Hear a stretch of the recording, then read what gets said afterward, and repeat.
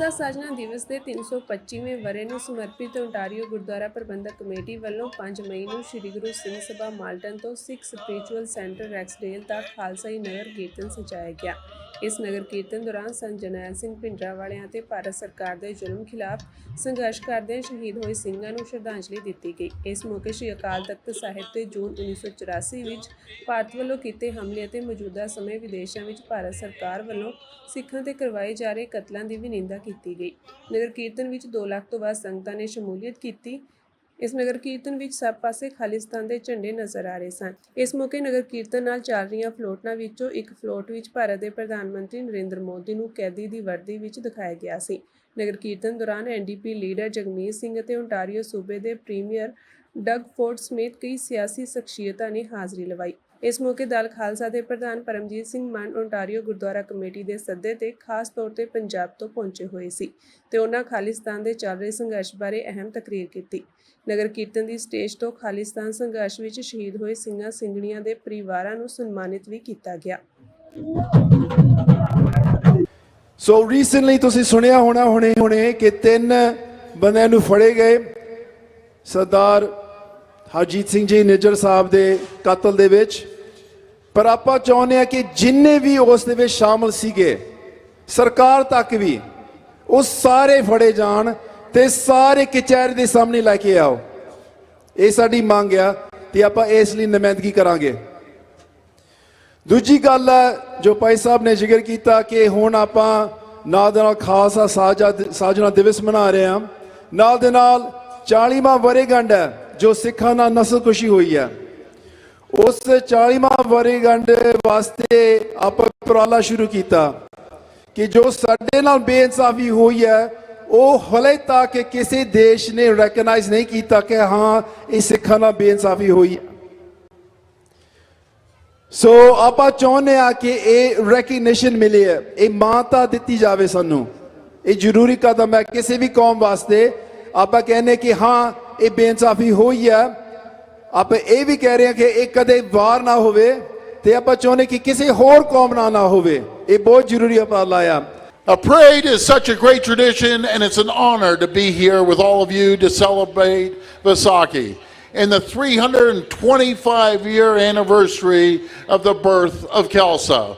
For over a century, the Sikh community has made it home in Ontario with almost 300,000 Sikhs living here today.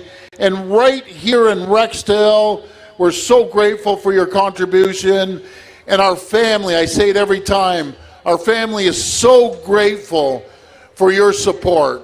And I always remind everyone that in all of Ontario, the #1 highest percentage of votes our family gets is right here in this community, up behind us. And we'll never forget it, and we'll be so grateful. And I want to thank all the charitable work that you do as well, and I want to wish everyone all the very best. You ever need help, you call me, call my office, call my MPPs, and we're going to be there for you. Thank you, and all the very best. Thanks everyone. ਜਿਹੜਾ ਪੈਂਤੜਾ ਮਨਜ਼ੂਰ ਹੈ ਅਪਣਾਓ, ਜਿਹੜਾ ਜੋ ਕੰਮ ਕਰਨਾ ਕਰੋ, but ਇੱਕ ਚੀਜ਼ ਨਹੀਂ ਬਦਲਣੀ ਚਾਹੀਦੀ, एक चीज़ के उत्ते कॉम्प्रोमाइज़ नहीं होना चाहिए। वो आ साडा निशाना खालिस्तान। ਇਹਦੋਂ ਜੇ ਕੰਪਰੋਮਾਈਜ਼ ਕਰਾਂਗੇ, ਇਹਦੇ ਵਿੱਚ ਕੰਪਰੋਮਾਈਜੇਸ਼ਨ ਕਿੱਥੇ ਆਉਂਦੀ ਆ? ਫਿਰ ਉਹ ਆਉਂਦੀ ਹੈ ਜਦੋਂ ਤੁਸੀਂ ਆਪਣੀ ਮੰਜ਼ਿਲ ਨੂੰ ਛੋਟਿਆਂ ਕਰ ਲੈਂਦੇ ਹੋ। ਖਾਲਿਸਤਾਨ ਦੀ ਮੰਜ਼ਿਲ ਨੂੰ ਛੱਡ ਕੇ ਤੇ ਵੱਧ ਅਧਿਕਾਰਾਂ ਤੇ ਲੜ ਲੱਗ ਪੈਂਦੇ ਹੋ। ਵੱਧ ਅਧਿਕਾਰਾਂ ਦੀ ਲੜਾਈ ਸਾਡੀ ਸੀ, ਪਰ ਉਹ 84 ਤੋਂ ਪਹਿਲਾਂ ਤੱਕ ਹੀ, ਜਦੋਂ ਭਾਰਤੀ ਹਕੂਮਤ ਨੇ ਆਪਣਾ ਤਿਰੰਗਾ ਆਪਣੇ ਟੈਂਕਾਂ ਤੇ ਲਾ ਕੇ ਸਾਡੇ ਦਰਬਾਰ ਸਾਹਿਬ ਤੇ ਹਮਲਾ ਕਰਤਾ ਤੇ ਜਿੱਦਣ ਸਾਡੇ ਹਜ਼ਾਰਾਂ ਨੌਜਵਾਨ ਪਿਛਲੇ 15 ਸਾਲਾਂ ਦੇ ਵਿੱਚ ਉਸ ਮੂਵਮੈਂਟ ਤੋਂ ਬਾਅਦ ਸ਼ਹੀਦ ਕਰਤੇ, ਉਸ ਤੋਂ ਬਾਅਦ ਸਾਡੀ ਲੜਾਈ ਹੁਣ ਵੱਧ ਅਧਿਕਾਰਾਂ ਦੀ ਨਹੀਂ ਗੀ। ਹੁਣ ਸਾਨੂੰ ਵੱਧ ਅਧਿਕਾਰ ਨਹੀਂ ਚਾਹੀਦੇ। 84 ਤੋਂ ਪਹਿਲਾਂ ਸ਼ਾਇਦ ਮੰਗਾਂ ਮੰਨੀਆਂ ਹੁੰਦੀਆਂ ਤੇ ਗੱਲ ਵੱਖਰੀ। ਹੁਣ ਸਾਡੀ ਲੜਾਈ ਸੰਪੂਰਨ ਖਾਲਿਸਤਾਨ ਦੀ ਪ੍ਰਾਪਤੀ ਦੀ ਆ।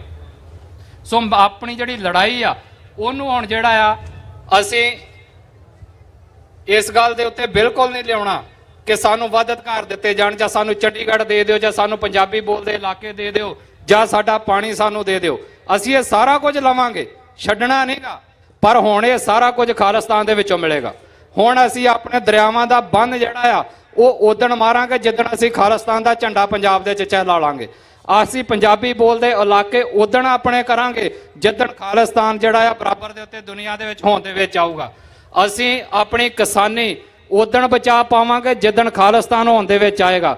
ਇਹ ਸਾਰੀਆਂ ਮੁਸੀਬਤਾਂ ਦਾ ਹੱਲ ਸਿਰਫ ਤੇ ਸਿਰਫ ਸਾਡੀ ਆਜ਼ਾਦੀ ਦੇ ਵਿੱਚ ਪਿਆ। ਜੇ ਇਹਨਾਂ ਮੁਸੀਬਤਾਂ ਦਾ ਹੱਲ ਅੱਜ ਤੱਕ ਹੋਣਾ ਹੁੰਦਾ ਭਾਰਤੀ ਸਿਸਟਮ ਦੇ ਵਿੱਚੋਂ ਤੇ ਹੋ ਜਾਣਾ ਸੀ। ਜੇ ਕਿਸਾਨਾਂ ਦੇ ਹੱਲ ਚੰਗੇ ਹੋਣੇ ਹੁੰਦੇ, ਜੇ ਕਿਸਾਨਾਂ ਦੀ ਸਿਚੁਏਸ਼ਨ ਬੈਟਰ ਹੋਣੀ ਹੁੰਦੀ ਤੇ ਹੁਣ ਨੂੰ ਹੋ ਜਾਣੀ। ਜੇ ਉਹਨਾਂ ਨੇ ਚੰਡੀਗੜ੍ਹ ਤੁਹਾਨੂੰ ਦੇਣਾ ਹੁੰਦਾ ਹੁਣ ਨੂੰ ਦੇ ਦੇਣਾ ਸੀ। ਜੇ ਤੁਹਾਡੇ ਪਾਣੀ ਉਹਨਾਂ ਲੁੱਟਣੇ ਬੰਦ ਕਰਨੇ ਹੁੰਦੇ ਤੇ ਹੁਣ ਨੂੰ ਬੰਦ ਕਰ ਦੇਣੇ ਸੀ। ਪਰ ਇਹਨਾਂ ਸਾਰਿਆਂ ਦੇ ਉੱਤੇ ਉਹ ਪਕੜ ਦਿਨੋਂ ਦਿਨ ਹੋਰ ਮਜ਼ਬੂਤ ਕਰਦੇ ਜਾ ਰਹੇ ਆ। ਕਿਉਂ? ਕਿਉਂਕਿ ਉਹਨਾਂ ਦੀ ਨੀਅਤ ਮੈਲੀ ਆ। ਤੇ ਹੁਣ ਅਸੀਂ ਆਪਣੇ ਨਿਸ਼ਾਨੇ ਨੂੰ ਨਿੱਕਾ ਕਰਕੇ ਉਹਨਾਂ ਦੀ ਮੈਲੀ ਨੀਅਤ ਤੇ ਮੋਹਰ ਨਹੀਂ ਲਾਉਣੀ। ਸੋ ਸਾਡਾ ਨਿਸ਼ਾਨਾ ਸਾਡੇ ਕੌਮੀ ਘਰ ਦੀ ਪ੍ਰਾਪਤੀ ਹੋਣਾ ਚਾਹੀਦਾ। ਹੁਣ ਉਹ ਹੋਵੇ ਕਿਵੇਂ? ਉਹਦੇ ਵਿੱਚ ਸਿੱਖ ਡਾਇਸਪੋਰਾ ਤੇ ਪੰਜਾਬ ਦੇ ਵਿੱਚ ਬੈਠੇ ਜਿਹੜੇ ਅਸੀਂ ਲੋਕ ਆ, ਸਾਡੀ ਸਾਰਿਆਂ ਦੀ ਬਰਾਬਰ ਦੀ ਜ਼ਿੰਮੇਵਾਰੀ, ਕਿਸੇ ਦੇ ਉੱਤੇ ਵੱਧ ਨਹੀਂਗਾ।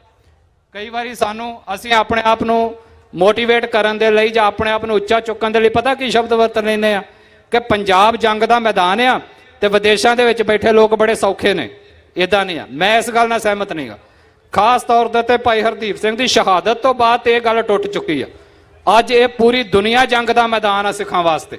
ਤੁਸੀਂ ਇਸ 7 ਸਮੁੰਦਰਾਂ ਦੇ ਪਾਰ ਦੀ ਗੱਲ ਤੇ ਦੂਰ ਆ। ਮੈਂ ਕਹਿੰਦਾ ਤੁਸੀਂ 7ਵੇਂ ਆਸਮਾਨ ਤੇ ਵੀ ਚਲੇ ਜਾਓ, ਜਦੋਂ ਤੱਕ ਗੁਲਾਮ ਹੋ ਇੰਡੀਆ ਨੇ ਤੁਹਾਨੂੰ ਆਪਣੇ ਨਿਸ਼ਾਨੇ ਤੇ ਰੱਖਣਾ ਹੀ ਰੱਖਣਾ। ਸੋ ਜੇ ਇੰਡੀਆ ਦੇ ਨਿਸ਼ਾਨੇ ਤੋਂ ਬਚਣਾ ਆ ਤੇ ਉਹਦੀ ਡਿਫੈਂਸ, ਸਾਡੀ ਢਾਲ, ਸਾਡਾ ਡਿਫੈਂਸ ਸਿਸਟਮ ਸਿਰਫ ਇੱਕ ਆ, ਉਹ ਆ ਸਾਡਾ ਆਪਣਾ ਸਿਸਟਮ। ਇੱਕ ਮੈਨੂੰ ਪੱਤਰਕਾਰ ਨੇ ਸਵਾਲ ਕੀਤਾ, ਮੈਨੂੰ ਕਹਿੰਦਾ ਜੀ ਜੇ ਤੁਸੀਂ ਸਿਸਟਮ ਨੂੰ ਸਹੀ ਕਰਨ ਦੀ ਗੱਲ ਕਰਦੇ ਹੋ ਤੇ ਇਹਦਾ ਮਤਲਬ ਤੁਸੀਂ ਸਿਸਟਮ ਦੇ ਵਿੱਚ ਆਓ। ਜਿਵੇਂ ਆਮ ਸਾਡੇ ਵੀ ਕਹਿ ਦਿੰਦੇ ਵੀ ਜੇ ਗੰਦ ਨੂੰ ਸਾਫ਼ ਕਰਨਾ ਤੇ ਗੰਦ 'ਚ ਉਤਰਨਾ ਪੈਂਦਾ, ਤੇ ਆਂਦਾ ਜੇ ਸਿਸਟਮ ਨੂੰ ਤੁਸੀਂ ਸਾਫ਼ ਕਰਨਾ ਤੇ ਸਿਸਟਮ ਦੇ ਵਿੱਚ ਕਿਉਂ ਨਹੀਂ ਆਉਂਦੇ? ਮੈਂ ਕਿਹਾ ਸਾਡੀ ਲੜਾਈ ਹੁਣ ਇੰਡੀਆ ਦੇ ਸਿਸਟਮ ਨੂੰ ਸਾਫ਼ ਕਰਨ ਦੀ ਨਹੀਂ ਗੀ। ਅਸੀਂ ਠੇਕਾ ਨਹੀਂ ਲਿਆ ਇੰਡੀਆ ਦੇ ਗੰਦ ਨੂੰ ਸਾਫ਼ ਕਰਨ ਦਾ। ਸਾਡੀ ਲੜਾਈ ਆਪਣਾ ਸਿਸਟਮ ਦੁਨੀਆ 'ਚ ਐਸਟੈਬਲਿਸ਼ ਕਰਨ ਦੀ ਆ। ਅਸੀਂ ਆਪਣਾ ਸਿਸਟਮ ਦੁਨੀਆ 'ਚ ਐਸਟੈਬਲਿਸ਼ ਕਰਕੇ ਦੁਨੀਆ ਨੂੰ ਇੱਕ ਸੇਧ ਦੇਵਾਂਗੇ। ਸੋ ਜਿਹੜੇ ਸਿੱਖ ਸਾਡੇ ਕਹਿੰਦੇ ਨੇ ਕਿ ਸਿਸਟਮ 'ਚ ਜਾ ਕੇ ਗੰਦ ਸਾਫ਼ ਕਰਨਾ ਆ, ਕਿਸੇ ਦਾ ਗੰਦ ਸਾਫ਼ ਕਰਨ ਦੀ ਜ਼ਿੰਮੇਵਾਰੀ ਸਿੱਖਾਂ ਦੀ ਨਹੀਂ ਗੀ। ਅਸੀਂ ਆਪਣੇ ਘਰ ਦਾ ਗੰਦ ਪਹਿਲਾਂ ਸਾਫ਼ ਕਰਨਾ ਆ। ਤੇ ਸਾਡੇ ਘਰ ਦਾ ਗੰਦ ਆ ਗੁਲਾਮੀ ਸਾਡੀ, ਜਿਹੜੀ ਸਾਡੇ ਮਨਾਂ ਦੇ ਵਿੱਚ ਵੜ ਗਈ ਆ। ਸੋ ਉਹ ਗੁਲਾਮੀ ਲਾ ਕੇ ਬਾਹਰ ਸੁੱਟੀਏ। ਖਾਲਿਸਤਾਨ ਦੇ ਸੰਘਰਸ਼ ਦੇ ਲਈ ਯਤਨਸ਼ੀਲ ਹੋਈਏ। ਜਿਹੜਾ ਯੋਗਦਾਨ ਜਿਹੜਾ ਵੀ ਪਾ ਸਕਦਾ, ਜਿੰਨਾ ਵੀ ਪਾ ਸਕਦਾ ਉਹ ਪਾਵੇ। ਭਾਈ ਗਜਿੰਦਰ ਸਿੰਘ ਨੇ ਇੱਕ ਗੱਲ ਲਿਖਤੀ ਰੂਪ ਦੇ ਵਿੱਚ ਕਹੀ ਸੀ, ਉਹ ਬੜੀ ਸਾਡੇ ਲੋਕਾਂ ਲਈ ਸਮਝਣ ਵਾਲੀ ਆ। ਸਾਥੀ ਕਿਵੇਂ ਬਣਦੇ ਨੇ?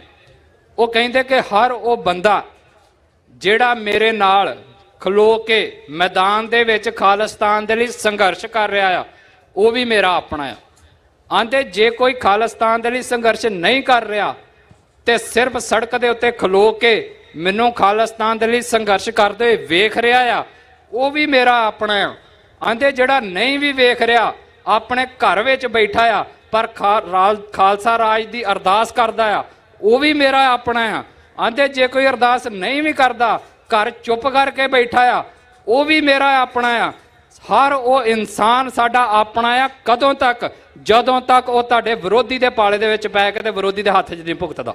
ਕੈਨੇਡਾ ਦੇ ਇਮੀਗ੍ਰੇਸ਼ਨ ਮੰਤਰੀ ਮਾਰਕ ਮਿਲਰ ਨੇ ਭਾਰਤ ਦੇ ਵਿਦੇਸ਼ ਮੰਤਰੀ ਐਸ ਜੈਸ਼ੰਕਰ ਵੱਲੋਂ ਕੈਨੇਡਾ ਵਿੱਚ ਭਾਰਤੀ ਮੁਜਰਮਾਂ ਨੂੰ ਦਾਖਲਾ ਦੇਣ ਦੇ ਬਿਆਨ ਤੇ ਪ੍ਰਤੀਕਰਮ ਦਿੱਤਾ ਹੈ। ਮਾਰਕ ਮਿਲਰ ਨੇ ਕਿਹਾ ਕਿ ਜਦੋਂ ਵੀ ਕੈਨੇਡਾ ਕਿਸੇ ਭਾਰਤੀ ਨਾਗਰਿਕ ਨੂੰ ਵੀਜ਼ਾ ਦਿੰਦਾ ਹੈ ਤਾਂ ਭਾਰਤ ਤੋਂ ਉਸ ਦੇ ਕ੍ਰਿਮੀਨਲ ਰਿਕਾਰਡ ਬਾਰੇ ਪੁੱਛਦਾ ਹੈ ਅਤੇ ਭਾਰਤੀ ਅਧਿਕਾਰੀਆਂ ਵੱਲੋਂ ਸਹੀ ਪੈਣ ਤੇ ਹੀ ਵੀਜ਼ਾ ਦਿੱਤਾ ਜਾਂਦਾ ਹੈ।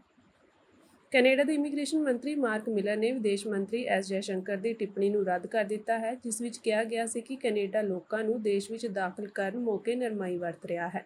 ਦੱਸ ਦਈਏ ਕਿ ਵਿਦੇਸ਼ ਮੰਤਰੀ ਐਸ ਜੈਸ਼ੰਕਰ ਨੇ ਸ਼ਨੀਵਾਰ ਨੂੰ ਕਿਹਾ ਸੀ ਕਿ ਭਾਰਤ ਨੇ ਕਈ ਵਾਰ ਕੈਨੇਡਾ ਨੂੰ ਅਜਿਹੇ ਲੋਕਾਂ ਨੂੰ ਵੀਜ਼ਾ ਜਾਂ ਸਿਆਸੀ ਸ਼ਰਨ ਨਾ ਦੇਣ ਲਈ ਕਿਹਾ ਸੀ ਜੋ ਕੈਨੇਡਾ ਅਤੇ ਭਾਰਤ ਦੇ ਸਬੰਧਾਂ ਲਈ ਸਮੱਸਿਆਵਾਂ ਪੈਦਾ ਕਰ ਰਹੇ ਹਨ, ਪਰ ਕੈਨੇਡੀਅਨ ਸਰਕਾਰ ਨੇ ਕੁਝ ਨਹੀਂ ਕੀਤਾ। ਜੈਸ਼ੰਕਰ ਨੇ ਕਿਹਾ ਕਿ ਭਾਰਤ ਨੇ 25 ਲੋਕਾਂ ਦੀ ਹਵਾਲਗੀ ਦੀ ਮੰਗ ਕੀਤੀ, ਜਿਨ੍ਹਾਂ ਵਿੱਚੋਂ ਜ਼ਿਆਦਾਤਰ ਖਾਲਿਸਤਾਨ ਦੀ ਮੰਗ ਕਰਨ ਵਾਲੇ ਸਿੱਖ ਹਨ, ਪਰ ਉਹਨਾਂ ਨੇ ਕੋਈ ਧਿਆਨ ਨਹੀਂ ਦਿੱਤਾ।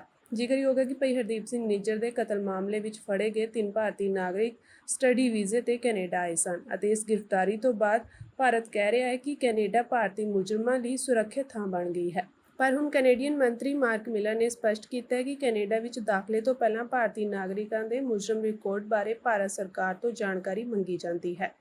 Confirm if the 3 who are accused in the Najjar killing were on student visas here in Canada? I can't. You cannot? I can't. There's information I just can't share with you at this time.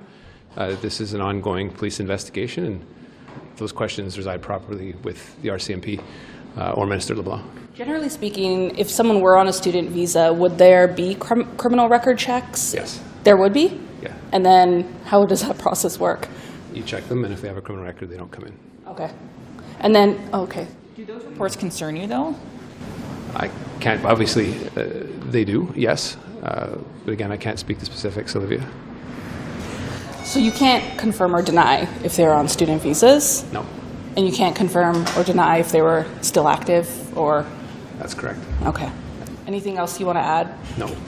Thanks. The fact that India's foreign minister responded to these arrests by saying they just show that Canada has been lax about who it lets into the country. What do you think of that response? How do you respond? We're not lax, and the Indian Foreign Minister is entitled to his opinion. What do you plan to do about this? About what the Indian Foreign Minister said? I'm going to let him speak his mind. It's just not accurate. And what about these reports? Is there anything the government's going to do to respond to this? I know you say you can't comment because it's I can't. or seems to be, but like anything, is there anything at all that the government's going to do? We about take any this? report like this very seriously. Are you involved in, is your office involved in the investigation at all, providing information to RCMP? We always cooperate with the RCMP. Have you been asked to cooperate in this case? We're always asked to cooperate, can't speak to specifics. Thanks. America ਵਿੱਚ ਸਿੱਖ ਆਗੂ ਗੁਰਪਤਵੰਤ ਸਿੰਘ ਪੰਨੂ ਦੇ ਕਤਲ ਦੀ ਸਾਜ਼ਿਸ਼ ਦੇ ਦੋਸ਼ਾਂ ਤੇ ਭਾਰਤ ਵੱਲੋਂ ਕੀਤੀ ਜਾ ਰਹੀ ਜਾਂਚ ਦੇ ਨਤੀਜਿਆਂ ਦੀ ਅਮਰੀਕਾ ਉਡੀਕ ਕਰ ਰਿਹਾ ਹੈ। ਵਿਦੇਸ਼ ਵਿਭਾਗ ਦੇ ਬੁਲਾਰੇ ਮੈਥਿਊ ਮਿਲਰ ਨੇ ਅੱਜ ਆਪਣੀ ਪ੍ਰੈਸ ਕਾਨਫਰੰਸ ਵਿੱਚ ਕਿਹਾ ਕਿ ਭਾਰਤ ਸਰਕਾਰ ਨੇ ਮਾਮਲੇ ਦੀ ਜਾਂਚ ਲਈ ਕਮੇਟੀ ਬਣਾਈ ਹੈ ਅਤੇ ਜਾਂਚ ਜਾਰੀ ਹੈ। ਅਸੀਂ ਜਾਂਚ ਦੇ ਨਤੀਜੇ ਦੀ ਉਡੀਕ ਕਰਾਂਗੇ, ਪਰ ਅਸੀਂ ਇਹ ਸਪਸ਼ਟ ਕਰ ਦਿੱਤਾ ਹੈ ਕਿ ਇਸ ਨੂੰ ਅਸੀਂ ਗੰਭੀਰਤਾ ਨਾਲ ਲੈ ਰਹੇ ਹਾਂ ਅਤੇ ਸਾਨੂੰ ਲੱਗਦਾ ਹੈ ਕਿ ਉਹਨਾਂ ਨੂੰ ਵੀ ਇਸ ਨੂੰ ਗੰਭੀਰਤਾ ਨਾਲ ਲੈਣਾ ਚਾਹੀਦਾ ਹੈ। Secondly, Canadian authorities arrested 3 individuals linked with the killing of Sikh leader Hardeep Singh Nijjar.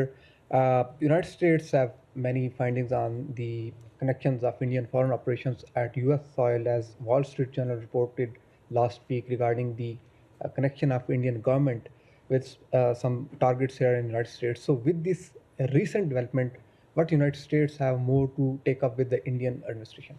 So I would refer you to the Canadian authorities to speak to the details of the investigation there with respect to the indictment that was returned in the United States. I'll let the Department of Justice speak on behalf of that in detail. And then the only thing further I'd say when it comes to the State Department, we made clear when these allegations were first made public that it's something we think India should take very seriously and investigate. They opened a committee of inquiry to look into the matter, and that work is ongoing, and we'll wait to see the results. But we made very clear that it's something that we take seriously, and we think it's something they should take seriously as well. ਸਿੱਖ ਆਗੂ ਭਾਈ ਹਰਦੀਪ ਸਿੰਘ ਨਿੱਜਰ ਦੇ ਕਤਲ ਵਿੱਚ ਸ਼ਾਮਲ 3 ਭਾਰਤੀ ਨਾਗਰਿਕਾਂ ਨੂੰ ਮੰਗਲਵਾਰ ਨੂੰ ਇਸ ਹੱਤਿਆ ਦੇ ਮਾਮਲੇ ਵਿੱਚ ਅਦਾਲਤ ਵਿੱਚ ਪੇਸ਼ ਕੀਤਾ ਗਿਆ। ਦੱਸ ਦਈਏ ਕਿ ਇਸ ਕਤਲ ਮਾਮਲੇ ਵਿੱਚ ਕੈਨੇਡੀਅਨ ਪੁਲਿਸ ਨੇ ਕਰਨਪ੍ਰੀਤ, ਕਮਲਪ੍ਰੀਤ ਅਤੇ ਕਰਨ ਬਰਾੜ ਨਾਮੀ 3 ਭਾਰਤੀ ਨਾਗਰਿਕਾਂ ਨੂੰ ਪਿਛਲੇ ਹਫ਼ਤੇ ਐਡਮਿੰਟਨ ਵਿੱਚ ਗ੍ਰਿਫਤਾਰ ਕੀਤਾ ਗਿਆ ਸੀ ਅਤੇ ਇਹਨਾਂ ਨੂੰ ਸਵੇਰੇ 9:30 ਵਜੇ ਸਰੀ ਪ੍ਰੋਵਿੰਸ਼ੀਅਲ ਕੋਰਟ ਵਿੱਚ ਪੇਸ਼ ਕੀਤਾ ਗਿਆ। ਇਹਨਾਂ ਨੂੰ ਅੱਜ BC ਦੀ ਕੋਰਟ ਅੰਦਰ ਵੀਡੀਓ ਕਾਨਫਰੰਸਿੰਗ ਰਾਹੀਂ ਆਨਲਾਈਨ ਪੇਸ਼ ਕੀਤਾ ਗਿਆ ਤੇ ਇਹਨਾਂ ਉੱਪਰ ਫਸਟ ਡਿਗਰੀ ਕਤਲ ਦੇ ਚਾਰਜ ਲਗਾਏ ਗਏ ਹਨ। ਇਸ ਮਾਮਲੇ ਦੀ ਅਗਲੀ ਤਰੀਕ 21 ਮਈ ਸਵੇਰੇ 9:30 ਵਜੇ ਪਾ ਦਿੱਤੀ ਗਈ ਹੈ। ਇਸ ਮੌਕੇ ਅਦਾਲਤ ਦੇ ਬਾਹਰ ਭਾਰੀ ਗਿਣਤੀ ਵਿੱਚ ਸੰਗਤ ਹੱਥਾਂ ਵਿੱਚ ਬੈਨਰ ਲੈ ਕੇ ਮੌਜੂਦ ਸੀ।